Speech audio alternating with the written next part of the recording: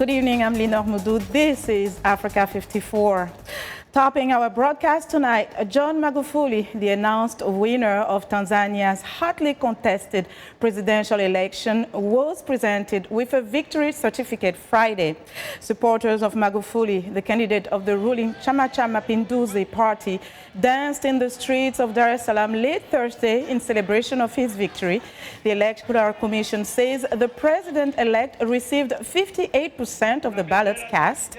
Edward Lowassa of the opposition coalition Ukawa came in a distant second with 39%.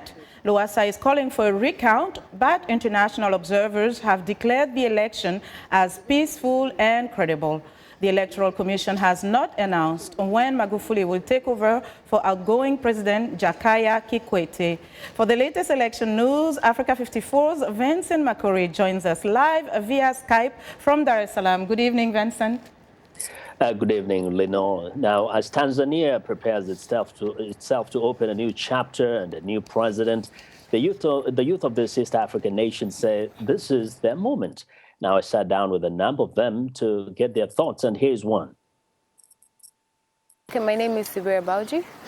I am a student of the International Relations and Diplomacy at the Center for Foreign Relations in Tanzania, and recently with the recently ended elections, I was a member of the ICGLR Youth Observers Mission. Prior to this election, many people said that the youth of Tanzania will determine the outcome of this big election.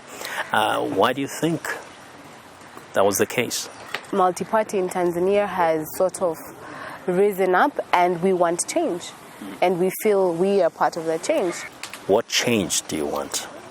What change do the youth of Tanzania want? The change I want is whereby us as youth, we walk our talk. Whereby if we say we want employment, we should not just speak of employment, we should employ ourselves. Because I believe a lot of people are poor because they consume, but we should actually be supplying, not just consuming all the time. What did you hear from the politicians standing on both sides of the political divide that made you feel that they resonate with your aspiration as a young person of Tanzania? Apart from their election campaign speeches, I personally think it was the motive behind it. What made me vote was the motive behind the leader I voted for. It's not about what they said, but it's about what I see in their heart. I voted for someone who I know has Tanzania's interests at heart, not personal interests or party interests. Would you have wanted to see a person who's much younger run? Because on both sides, people have been around for some time.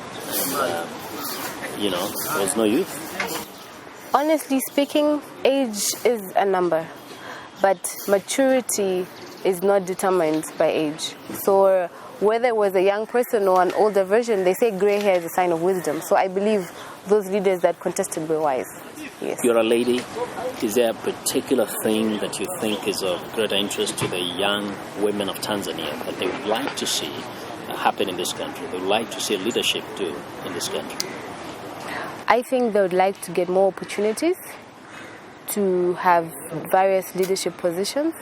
And also, we need to be mentored or groomed for the future leadership positions that we as young women will take over in the country.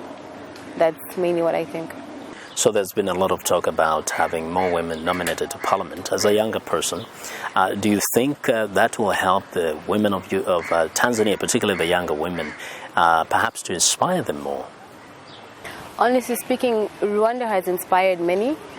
We do need more ladies in parliament. However, I think we need more ladies doing other things that will bring change than fighting for parliament positions. So, Vincent, you spoke to a number of young men and women in Tanzania. What do they say is the role that they will play in the next term with this new president? Well, they say they want to be more involved in everything, the development of this nation. I mean, so many are very creative, they're resourceful. They want the system to present them the opportunities. They want the government to ensure that there are structures that make it possible for them, for example, to start businesses. For those who have no jobs and relying on employment, they want to see the economy grow in such a way that it creates opportunities for them to get meaningful and gainful employment. So now it's a significant day for the ruling party. A certificate was presented. Everything is sealed at this point?